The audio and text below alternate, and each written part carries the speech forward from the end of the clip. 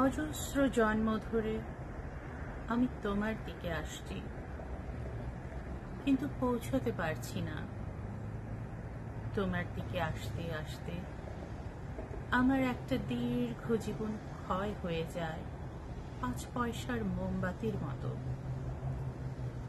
আমার প্রথম জন্মটা কেটে গিয়েছিল শুধু তোমার স্বপ্ন দেখে দেখে।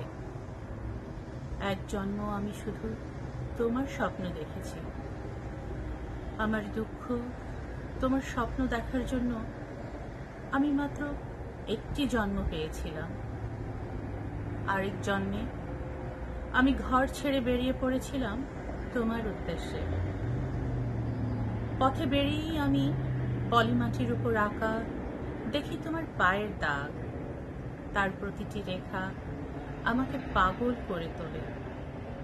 ওই আলতার দাগ আমার চোখ, আমার বুক আর স্বপ্নকে এত লাল করে তোলে যে আমি তোমাকে সম্পূর্ণ ভুলে যাই।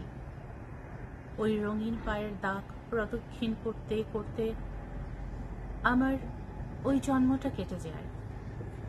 আমার দুঃখ মাত্র একটি জন্ম আমি পেয়েছিলাম সুন্দরকে প্রদক্ষিণ করা।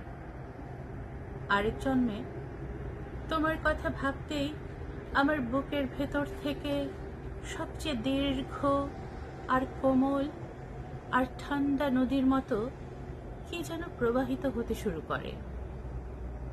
সেই দীর্ঘশ্বাসে তুমি কেঁপে উঠতে পারো ভেবে আমি একটা মর্মান্তিক দীর্ঘশ্বাস বুকে চেপে কাটিয়ে দেই সম্পূর্ণ জন্মটা।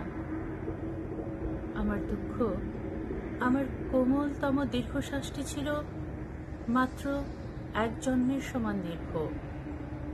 আমার ষোড়শ জন্ম একটি গোলাপ আমার পথ রোধ করে। আমি গোলাপের সিঁড়ি বেয়ে তোমার দিকে উঠতে থাকি, উঁচুতে উঁচুতে আরো উঁচুতে। আর এক সময় ঝরে যায় চৈত্রের বাতাসে। আমার দুঃখ মাত্র একটি জন্ম।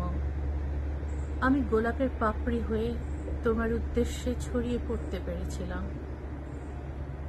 এখন আমার সমস্ত পথ জুড়ে টলমল করছে একটি অশ্রুবিন্দু।